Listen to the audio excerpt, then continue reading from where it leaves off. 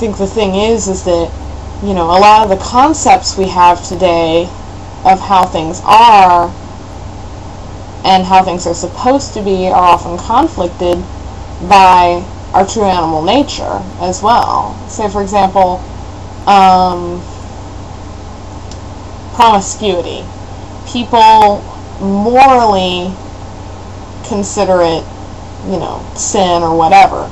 They consider it as something that is not appropriate. But on the animal level, you know, for either gender, it really is something that is very animal. For a female, it's the thing of find the male with the best genetics, and with a male, it's breed with as many females as you possibly can. And, you know, while socially that's not appropriate, on the animal level, to the instinctual part of our brain, that part of us believes that that is something that, you know, is valid. You know, and it makes sense to the animal part of ourselves, because that part is driven to fulfill the basic needs of eat, sleep, shelter, you know, reproduce. And there are even some basic needs that I think we don't always consider to be animal but are, like hygiene.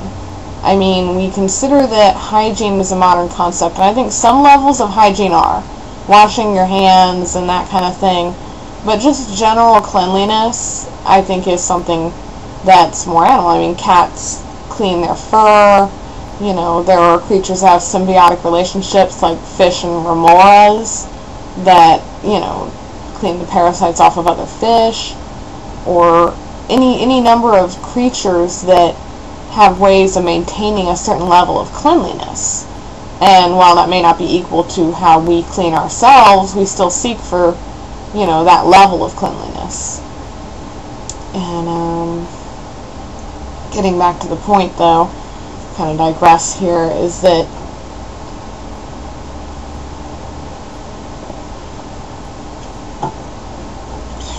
existence, from my concept, is something that I guess you could say is very non-linear. Even our concept of time is non-linear, though we like to think it is. And does time even exist, really?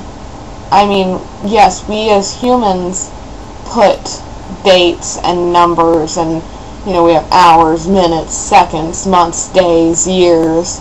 We have all these measurements that we have to have, or else we start to get uncomfortable because we can't put our thumb on the exact length of time or what it is.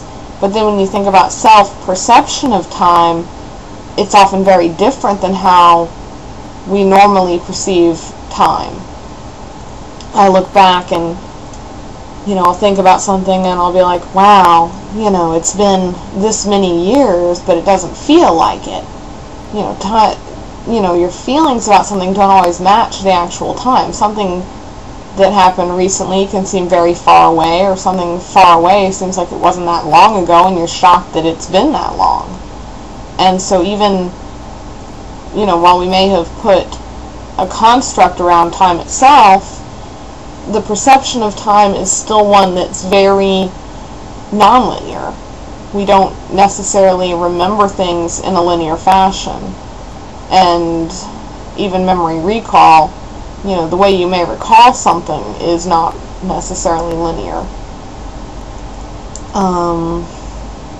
Existence, I think, is something that, you know, we maybe will never be able to truly define.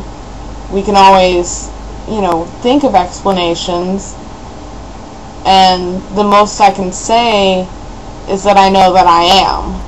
Whatever I am, whatever form of existence I am, whether I'm, you know, a singularity, or whether I'm actually one person born into this world among the many billions of people, or whether I'm just someone's dream, I exist for however long I exist. And I don't know whether there is a cessation of existence or not after our concept of death. There may be, there may not be. I don't really know, and I can't say till I get there, though if there's a way for me to communicate to YouTube, once I do, I'll let y'all know. So I guess my ultimate thoughts are that existence isn't something that can be so easily defined by human terms. We can all have concepts of existence, but that doesn't necessarily mean that is or is not reality. You know, reality is something that I think it's a personal thing. You know, we each have our own personal concept of what reality is, and nobody can say that any certain thing is reality. So I guess I'll leave it at that, and I'll leave it open to anyone who wants to reply to this video. Feel free to share your thoughts on what existence is. I always like looking at different views and seeing what people think about existence, because while it may not necessarily be something that we can ever pin down and say this is existence, at the same time it's something that's worth looking at, because I think it's a question we all face as things that exist. You know, because we exist, it's our innate nature to question why and how and what.